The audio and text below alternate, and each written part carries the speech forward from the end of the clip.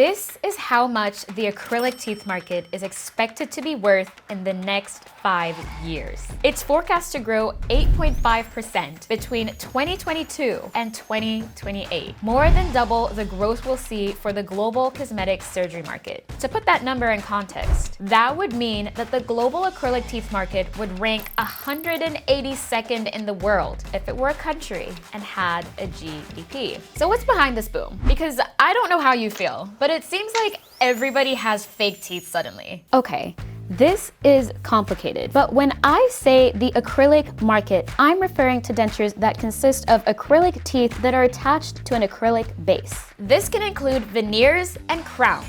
Veneers can be made out of porcelain or a composite synthetic resin such as acrylic polymer. They're generally used for smaller tooth repairs, whereas crowns are used to cover up more severe damage. A veneer covers the front surface of a tooth, and a crown, self-implied, is a cap over your whole tooth. For this piece, I'm going to focus on veneers. And I don't want to get grouped in with the Instagram folks practicing unlicensed orthodontics. PSA, I am not a dentist. Fake teeth date back as far as 2500 BC. Some of the first fake teeth were actually animal teeth. And like all things, with time that changed and people found more suitable options such as wood, bone, wire, and even human teeth. Yeah, I'm looking at you, George Washington. Those wood teeth weren't all wood.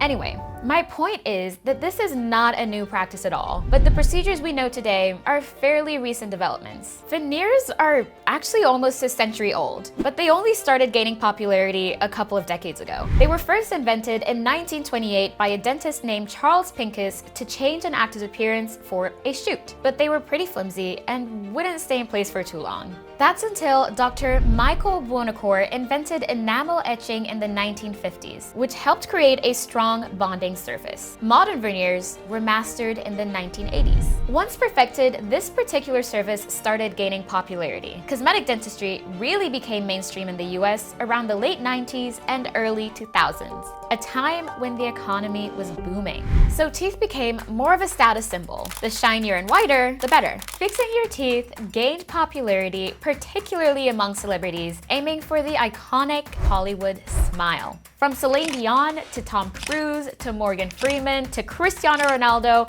and so many more. Guys, I could quite literally spend all day looking at these teeth makeovers. Everyone who could afford to get their teeth done was getting their teeth done. Today, veneers can cost anywhere between $1,500 and $5,000 per tooth. And they're not usually covered by insurance. Some of those before pictures are telling me that many of these people were dropping a pretty penny to perfect their smile. So the 1990s were marked by strong growth, low unemployment, budget surpluses, and low inflation. This boom carried us through the early 2000s until, trigger warning, the 2008 recession. We are in a recession. Now, I was only 12 at the time, so my 2008 consisted of Guitar Hero and Twilight. I know what you are, vampire.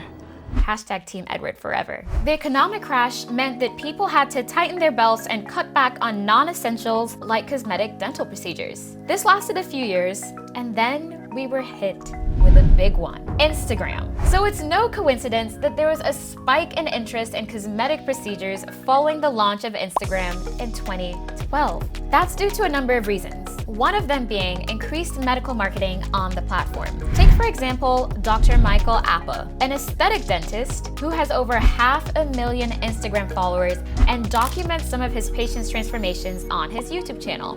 He famously shared beauty mogul Huda Kattan's teeth transformation in 2015. So this rise in Instagram not only gave us unprecedented access to one another, it's also been this breeding ground of an obsession with making ourselves look perfect. The launch of Instagram led to more searchers than ever before for cosmetic surgical procedures. In 2006, about 600,000 people had veneers. That number has risen by almost 6 times since that year. And the overall global market for cosmetic dentistry is expected to be valued at $27 billion by 2024. Now that's a lot of numbers, but bear with me. In 2022, the average revenue for an aesthetic dentist practice ranged from $840,000 to 1.45 million. And just FYI, veneers are not permanent. Depending on what kind you get, they may last just a few years, and then you have to get them replaced. Veneers are actually among one of the most profitable procedures for dentists.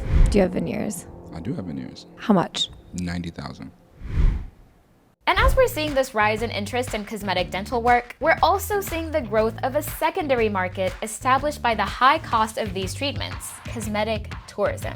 The price started driving many people to travel outside their local healthcare systems in pursuit of more affordable services. A report by Visa and Oxford Economics predicts that the medical travel market will reach $3 trillion by 2025. But there's no reward without a little risk. And some of the major risks of seeking out medical care abroad are infections, followed by wounds splitting open, and other abnormalities. My name is Amanda Turner, and my turkey teeth put me in the hospital. I was on 12 courses of antibiotics. I've got nerve damage from here to there.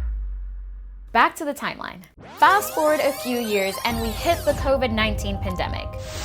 China has identified the cause of the mysterious new virus. coronavirus. But even with quarantines and stay-at-home orders, nearly 30% of plastic surgeons say their business has at least doubled since the pandemic. Similarly to general cosmetic procedures, dental spending increased by 11% in 2021, when we all started to go back to the dentist. The medical and cosmetic tourism industries continue to grow. More countries are building infrastructure around it and attracting more patients and physicians. For the global acrylic teeth market, it's also all smiles. So tell me, what are you willing to do or pay for the perfect smile? I'm Naula, a video producer at Morning Brew. Drop a comment below and don't forget to subscribe to Morning Brew's YouTube channel for more videos.